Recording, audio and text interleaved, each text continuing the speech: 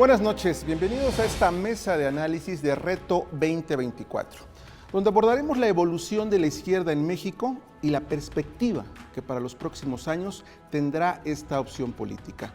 Esto en un contexto donde la izquierda, aglutinada en torno a Morena, seguirá en la presidencia de la República tras el resultado electoral del 2 de junio. Vivimos un momento histórico.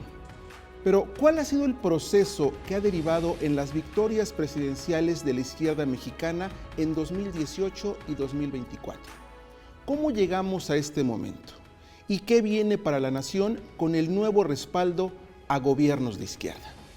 Esto lo analizaremos en esta mesa de Reto 2024, una iniciativa del Sistema Mexiquense de Medios Públicos para abonar a nuestra cultura política.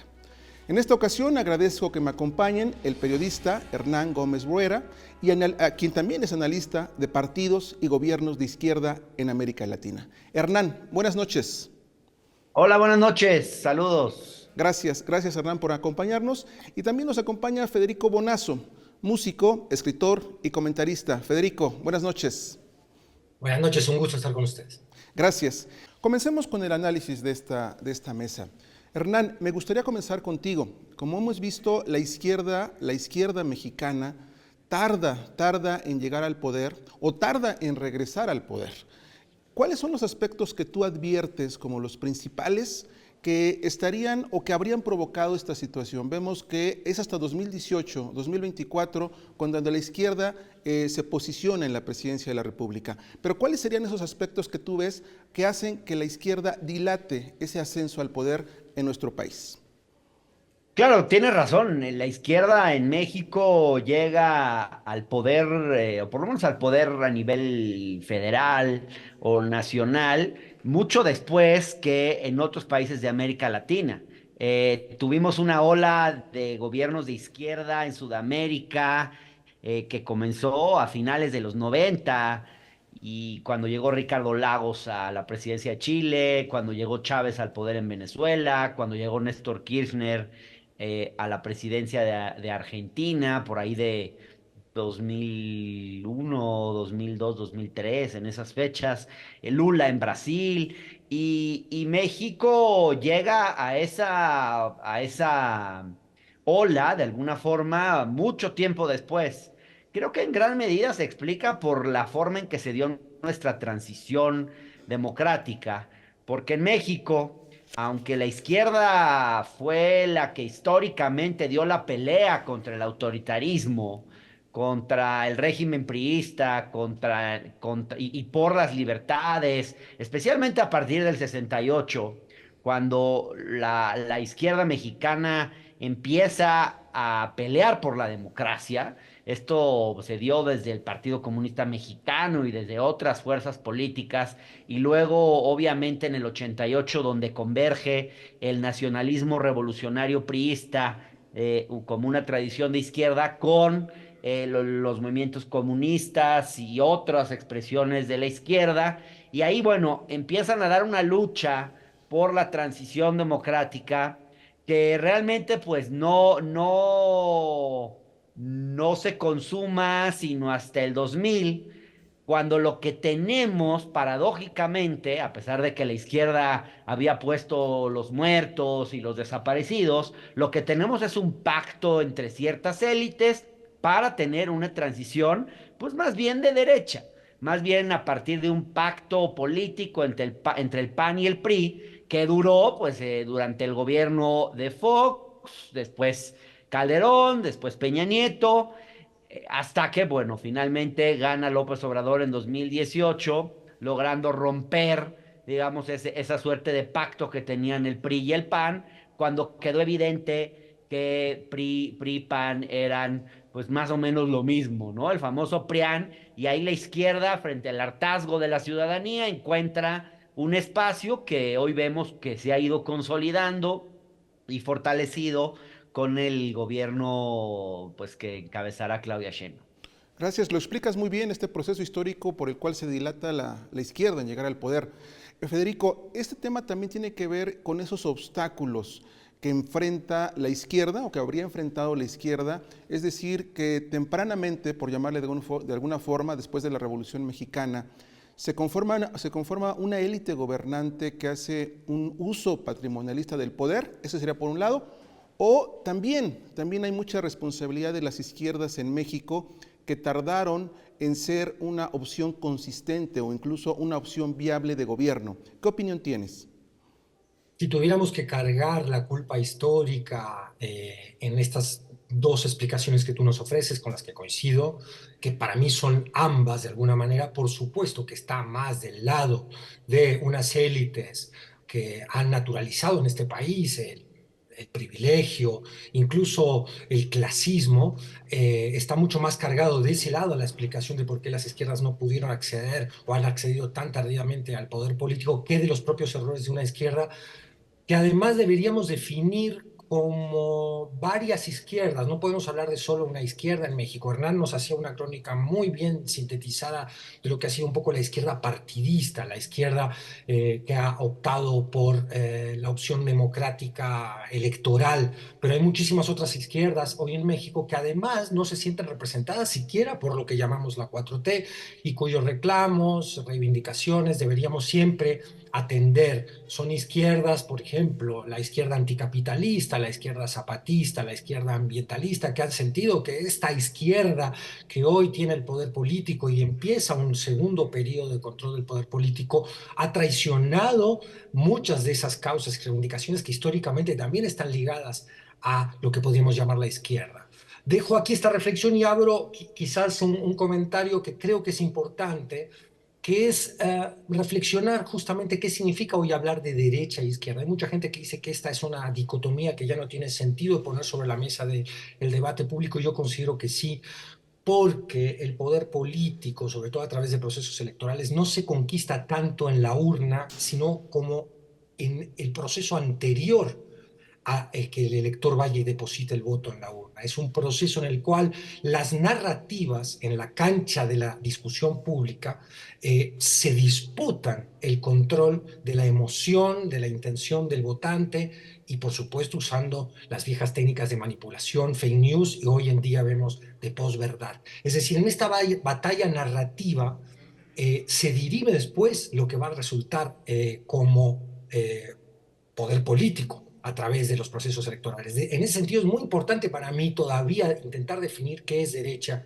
y qué es izquierda. Y aventuro aquí una posible, digamos, categorización de esto. Sería la izquierda resiste la idea de control de la sociedad por parte de las élites privilegiadas de siempre, de las oligarquías de siempre. De alguna manera, cuando la izquierda abandona esa batalla, y abandona en su producto social concreto la distribución de la riqueza, vemos hay procesos de izquierda en el continente que han generado pobres o partidos o posiciones políticas que han tomado el poder político que han terminado con índices de pobreza más altos. Bueno, ahí vemos una claudicación de izquierda que podríamos decir digamos, objetar que ese haya sido entonces un gobierno de izquierda. Creo que hoy es importante por esta guerra de las narrativas que yo te decía, establecer muy bien, aunque todo lenguaje es reducción, inevitablemente establecer que es fundamental todavía entender qué defiende la causa de la izquierda, qué defiende la causa de la derecha. Claro, sin duda, la definición del concepto es básico precisamente para hablar de izquierdas o derechas. Y yo me regresaría en este aspecto en una segunda pregunta a ti, Hernán. Este concepto de la ciudadanía, también, ¿qué tanto la ciudadanía en México fue reticente también a acercarse a la izquierda? Porque como bien dice Federico, hay muchos tipos de izquierda. La izquierda antes de que llegara al poder en este periodo que estamos viviendo, pues la izquierda en el siglo pasado era considerada como marginal, clandestina e incluso prohibida. Entonces, ¿qué tanto influyó también este aspecto de la ciudadanía que veía con reticencias una opción de gobierno o una presidencia de la República donde el que estuviera al frente fuera de izquierda? ¿Qué adviertes de esto que te comento? Creo que la izquierda en México estuvo de alguna forma por mucho tiempo estigmatizada por el propio régimen, pero también me parece que lo que pasó en México durante muchas décadas, y por eso fue difícil tener un partido de izquierda fuerte, es porque de alguna manera el PRI era la izquierda.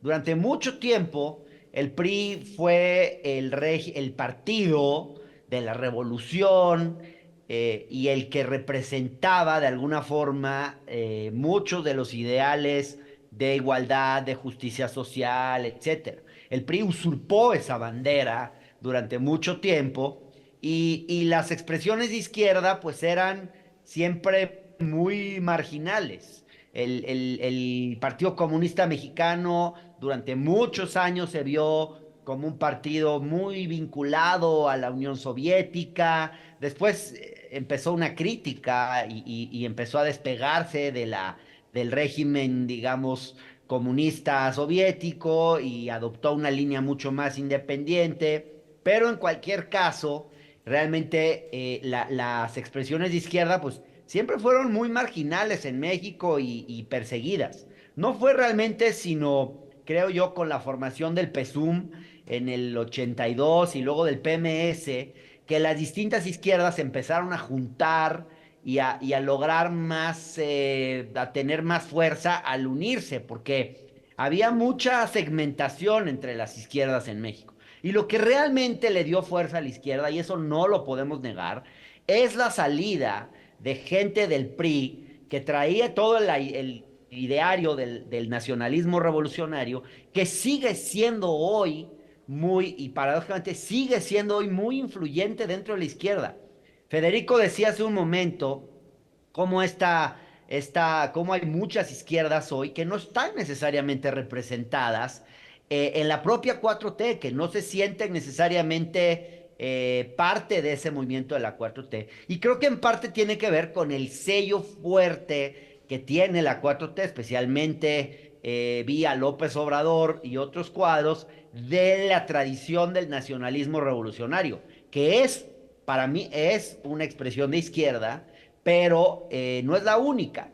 Yo lo que veo aquí es que ahora que llega Claudia Sheinbaum, pues ella no viene de esa tradición. Entonces va a ser muy interesante ver cómo una persona que viene de la izquierda, pero más yo diría, ella viene de la izquierda universitaria, su lucha fue la del CEU, que es una tradición de izquierda distinta. No es la tradición de izquierda comunista, pero sí diría que es una tradición pues más vinculada a movimientos sociales, especialmente a lo universitario, pero sí creo que ahí hay una expresión diferente de la izquierda que ojalá traiga más inclusión y estas distintas izquierdas que no se han podido sentir identificadas con el proyecto de la 4T hasta ahora puedan empezar a ser incluidas. Yo veo, por ejemplo, súper interesante de los nombramientos en el gabinete, el de Julio Verdegué, porque a diferencia de Villalobos, Héctor Villalobos, no me acuerdo cómo se llama el secretario actual de Agricultura, que es un hombre que viene del agronegocio y que obviamente no es una figura con la que los movimientos campesinos de izquierda en México se puedan sentir identificados. Hoy con Julio Verdegué, pues me parece que está cambiando completamente el perfil que va a tener la Secretaría de Agricultura y yo creo que eso va a permitir generar una coalición diferente y que puede haber otras izquierdas que empiecen a acercarse a la 4T a partir de ese tipo de cuadros que hoy van a estar en el gobierno. De acuerdo, sin duda tenemos varias izquierdas en México y lo que comentabas también es muy interesante. El PRI en algún momento se roba también ese distintivo cuando hablábamos de la izquierda o se decían hablar de la izquierda atinada o la centroizquierda. Pero Federico, ahora, con lo que comenta también Hernán, ¿cuáles serían esos elementos que hacen atractiva a la izquierda y sobre todo para que haya esa confluencia de mayores sectores considerados de izquierda y que en este momento tal vez no se sienten identificados con la 4T? ¿Cuáles serían esos elementos que ahora deberían hacer más atractivo esta opción de gobierno? ¿Hacia dónde encaminar esa izquierda que hoy tenemos ya en el gobierno federal? Bueno, Claudia Sheinbaum tiene un eslogan al respecto, prosperidad compartida, que en teoría nos entusiasma a todos. No es una izquierda que esté desafiando al capitalismo la que representa a Sheinbaum, ni siquiera a la 4T o Morena. Es una izquierda que a lo sumo pretende ser gestora de un capitalismo con cierta conciencia social, si es que esto es posible. Atiendo yo a la crítica de tantas otras izquierdas en nuestro México y en Latinoamérica y en el mundo que dicen no se puede ser de izquierda y capitalista a la vez, hay una contradicción de términos allí. Y es una discusión mucho para la teoría política y para la filosofía política, de la cual todos estamos atentos, todos los ciudadanos a los que nos interesa nuestro propio destino político, estamos atentos porque todavía no alcanza, siento yo, a dirimirse del todo. Hay contradicciones, por supuesto. Este es un sistema económico el cual pretende moderar, controlar con la prosperidad compartida este segundo piso de la 4T, que tiene inercias y tiene leyes nefastas para el medio ambiente, para la sociedad todavía en el sentido de que la distribución de la riqueza será aún muy lenta, y la reticencia de las oligarquías a compartir esa riqueza conquistada y el statu quo de privilegio va a estar presente a lo largo de todo el sexenio. Lo estamos viendo no solo en México, en tantísimas otras latitudes, sumado a una batalla narrativa muy poderosa que yo supongo que en México va a apostar también por alguna opción de ultraderecha en el próximo sexenio, donde se quiera defender o proteger desde todo un relato lo que decimos, el sistema de privilegios. Y a esto hay que sumarle, bueno, los factores geopolíticos, es decir, yo, dada la correlación de fuerzas hoy entre el capital y las reivindicaciones de las clases medias y las mayorías trabajadoras en nuestros países, me daría por contento si pudiéramos hablar de un regreso al estado de bienestar, es decir, un capitalismo que respete aquel pacto entre capital y trabajo en el cual haya una mejor distribución de la riqueza y por lo menos ciertos derechos de la ciudadanía estén garantizados por el Estado, porque ya hemos visto que la codicia de los mercados, la égida de las corporaciones no tienen la menor preocupación sobre los derechos generales de la población. Con que tengamos un capitalismo acotado como primera instancia para después revisar la misma función del capitalismo de aquí al futuro, un capitalismo que también atenta contra el medio ambiente en la crisis que ya tenemos encima y estamos atestiguando, discusión más que fundamental, deberá darse primero, yo creo, de manera gradual. No hay en este momento una opción política que pueda representar un cambio drástico en relación con el control o la, digamos, hegemonía del modelo capitalista sobre nuestras sociedades. Pero es una discusión que hay que alimentar permanentemente como ciudadanos. Y yo creo que el monitoreo a la izquierda realmente existente, o al menos a la izquierda que ha tomado el poder político en México, debe estar acompañada de la exigencia de también esas otras izquierdas a las que a veces nosotros, desde nuestra clase urbana, más o menos acomodada, no prestamos la atención que merecen, porque allí también se está dando una batalla social fundamental, en los pueblos indígenas, en los desplazados, en la batalla ambientalista, sobre todo. Hernán, continuemos con el análisis. Abordábamos hace un momento el asunto de la izquierda en su evolución histórica, el pasado, pero ubiquémonos ya en el presente. ¿Qué tenemos que hacer o cuál sería el camino correcto para la izquierda mexicana que está en este momento pues refrendándose en el poder precisamente para que no avasalle, para que no en determinado momento suprima esas voces que van a pensar contrario a la izquierda y sobre todo que no se repitan los errores del pasado en esta nueva construcción de mayorías que está haciendo la izquierda? Bueno, yo creo que, a ver, la 4T ganó por una mayoría abrumadora y eso es un sentir popular que no podemos soslayar. Ahora, ¿por qué votó esa mayoría? Yo creo que en gran medida porque vio mejorías concretas en su nivel de vida.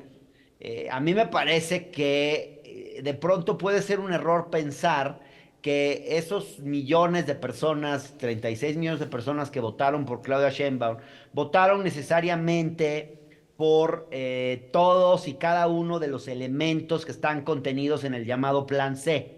A mí me parece que es importante. Hace rato Fede Bonazo decía que puede ser que aquí el péndulo en algún momento gire hacia la ultraderecha, porque así ocurrió en Brasil, así ocurrió, así está ocurriendo en Argentina. Entonces yo creo que es importante gobernar cuando eres de izquierda, estás en la izquierda y estás en el gobierno, es importante saber que ahora sí que el péndulo en algún momento no te va a favorecer y que los instrumentos y las reformas que hoy hagas el día de mañana podrán ser usados en tu contra. Por ejemplo, yo no sé si quisiera que en unos años, si el péndulo en México gira hacia la ultraderecha, como está girando en Chile, en Argentina, en Brasil, en El Salvador con Nayib Bukele, por ejemplo, que si se aprueba hoy, por ejemplo, que los jueces sean electos, imagínense ustedes que en unos años aparezca un movimiento de jueces de ultraderecha que quieren, por ejemplo, restringir los derechos humanos o prohibir el aborto o promover una serie de cuestiones que eventualmente pudieran ser populares, pero que irían en contra de los derechos de las minorías o en contra de los derechos humanos. Por eso yo pienso, por ejemplo, que esta idea de que los jueces se elijan en un concurso de popularidad, como se está proponiendo hoy en esta 4T, es el tipo de cosas que en un futuro pueden ser contraproducentes, porque hoy la 4T es hegemónica, la izquierda es hegemónica, pero nada es para siempre. Entonces hay que gobernar con la lógica de que ahora sí que con la misma vara que mides, eventualmente serás medido. Y por eso creo que hay que escuchar a los que piensan diferente, hay que incorporar las posturas del adversario, aunque sea el adversario debes escucharlo, y no gobernar pensando que el poder va a ser eterno. Sin duda, hay que ser prudentes. Y sobre este tema, Federico, ¿cómo ser autocríticos cuando se tienen mayorías? Y me voy más a fondo, ¿cómo garantizar fiscalizaciones de gobiernos cuando un mismo partido va a tener o va a dirigir al Poder Legislativo y al Poder Ejecutivo? Y no solo me refiero al nivel federal, sino al nivel de los estados. Precisamente, ¿cómo garantizar ese tipo de fiscalizaciones que realmente sean efectivas? Muy buena pregunta. Yo creo que la democracia misma es un sistema fiscalizador en cuanto a que el voto es una respuesta de la fiscalización ciudadana del desempeño de los gobernantes y representantes populares y de los gobiernos mismos. Claro que no alcanza. Por supuesto que uno está de acuerdo en que al avance de las agendas, del privilegio, de la derecha, hay que poner más democracia y no menos democracia. Ahora, también se abre una esperanza aquí, que es, no se pueden hacer transformaciones realmente profundas que favorezcan a las mayorías, que favorezcan la agenda de la justicia social, básicamente, si no se tiene cierta capacidad de maniobra en los poderes del Estado. En ese sentido, yo abriría también un espacio para una duda saludable que no propone dejar de monitorear ni la tarea del legislativo, ni la reforma del Poder Judicial, que coincido absolutamente con lo que ha dicho Hernán. Es fundamental que tengamos la mejor reforma al Poder Judicial posible y no una hecha con prisas que pueda traer problemas que hoy no tenemos en el Poder Judicial, como si le faltaran problemas a este Poder Judicial y en general el sistema de procuración de justicia que incluye también a las fiscalías. En ese sentido, yo abriría también una duda positiva, en el sentido de que démosle una chance a la agenda de la justicia social de poder maniobrar también en un poder legislativo que en el sexenio pasado enfrentamos, sobre todo en la segunda parte del sexenio, con la moratoria legislativa, es decir, iban a oponer por definición a cualquier cosa que viniera de lo que ellos consideran bueno, la deriva autoritaria. En ese sentido, ojalá que este enorme mandato, que la enorme responsabilidad aparejada al mandato de la ciudadanía en la elección pasada, haga que los legisladores, que Claudia Sheinbaum, que esta opción política que ha conquistado enormes espacios de poder, siga trabajando en función de una agenda de justicia social. En ese sentido, la ciudadanía podrá fiscalizar en las instancias que va a tener, las elecciones intermedias, la revocación de mandato, es decir, que no son suficientes, ojo, como contrapesos de lo que puede ser también una práctica irresponsable del uso del poder político. Estamos un poco a la expectativa, pero no estaría yo tanto del lado de la alarma, sin darle un espacio también a la posibilidad de que este enorme poder sea usado con responsabilidad y en función de una mejoría de la sociedad. Así es, sin duda. Por un lado tenemos confianza, que es lo que ha dado el electorado, y por otro lado tenemos esperanza, expectativa en las condiciones positivas que vengan de este refrendo hacia la izquierda. Se nos acaba el tiempo, Federico. Hernán, no sé si podemos pasar rápidamente a las conclusiones. Hernán, ¿qué podríamos cosechar de esta mesa? ¿Cuáles serían tus conclusiones finales? Bueno, creo que hemos hablado sobre el devenir histórico de la izquierda en México. Ha sido una lucha larga. Mucha gente dio la vida en esto. Y creo que en ese sentido hay hoy una enorme responsabilidad. Porque claro, no puedes tampoco ultra radicalizarte, porque eso puede ser darse un tiro en el pie, pero tampoco puedes ceder de más al adversario. Morena ya de repente viene a veces cediendo de más. Por ejemplo, hay toda una izquierda que no está en la 4T y sin embargo hay toda una derecha que sí está en la 4T. Y uno de repente se pregunta qué necesidad había de incluir en este proyecto a los Murat, bueno, a una serie de personajes oportunistas, ultrapragmáticos que se han incorporado en esto.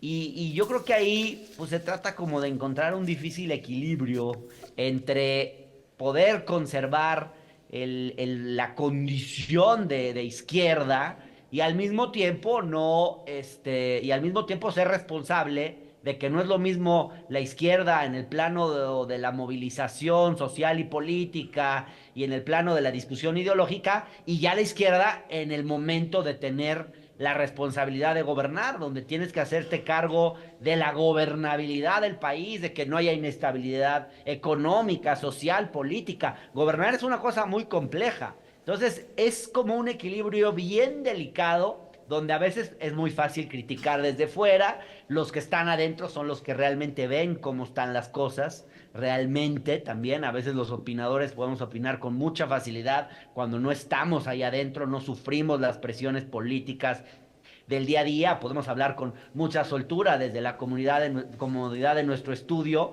y no es lo mismo ya cuando tienes que gobernar. Entonces, bueno, se vienen tiempos interesantes, yo espero que ahora sí que, pues, que la fuerza los acompañe y la inteligencia también. Gracias, Hernán. Los equilibrios. Federico, tus conclusiones. Voy a ser muy breve, coincido absolutamente con lo que ha dicho Hernán, que ha hecho una síntesis magnífica de cómo vemos los que estamos opinando una situación que es muy diferente a la hora de que abres las puertas del Estado y te tienes que hacer cargo de esa correlación de fuerzas y lidiar con los poderes fácticos, uno de los cuales, o poderes reales concretos, uno de los cuales es el vecino del norte, que muy probablemente estará gobernado, ojalá que no, pero yo creo que muy probablemente por Donald Trump en los próximos años. En ese sentido, yo solo quisiera agregar un llamado modesto desde mi trinchera a la unión del campo de la izquierda. Creo que el enemigo es muy fuerte, es muy poderoso. Hoy parece muy agazapado, muy retrocedido, muy enquistado en lo que llamamos la derrota moral, pero conocemos los que tenemos cierta cantidad de años sobre el planeta Tierra, que se reactiva, que la derecha siempre logra reconquistar espacios políticos y territoriales, y que ante esa amenaza que viene recrudecida, porque lo vemos en las derechas ultras que están cundiendo en todo el mundo, en México no nos confiemos con esta victoria del campo de la izquierda. Algunos dirán de la izquierda nada más nominal, yo digo que no, que esta es una izquierda que ha tenido impacto, sobre todo en materia social muy importante, y se ha ganado el nombre de izquierda, la 4T. Un llamado a la unidad, que no quiere decir a dejar de lado la crítica, pero sí a la unidad del campo de la izquierda ante la virulencia del enemigo que hay enfrente. Es decir, acentuar el carácter movimentista de la 4T y eludir el carácter popular al que a veces apuesta la dirigencia de Morena. Exigirle al partido Morena que debe ser y seguir siendo, y cada vez democratizándose más, el representante de un enorme movimiento de masas. Gracias, pues gracias a los dos. Gracias, Hernán, por tu participación en esta mesa. Gracias, nos despedimos, Hernán. Gracias, saludos. Federico, pues también gracias por participar en esta mesa. Muchas gracias. Gusto grande, gracias a ustedes. Y pues nos vamos, terminamos esta mesa de análisis con la conclusión de que el arribo de la izquierda al poder es multifactorial. Pero en este camino se entrelazan aspectos como la construcción de ciudadanía y la generación de libertades. entornos democráticos también. Por lo tanto, el reto de la izquierda mexicana, es seguir en la ruta de una democracia de más deliberación, más participativa, de más dignidad para la ciudadanía. Gracias, buenas noches, siga en Reto 2024.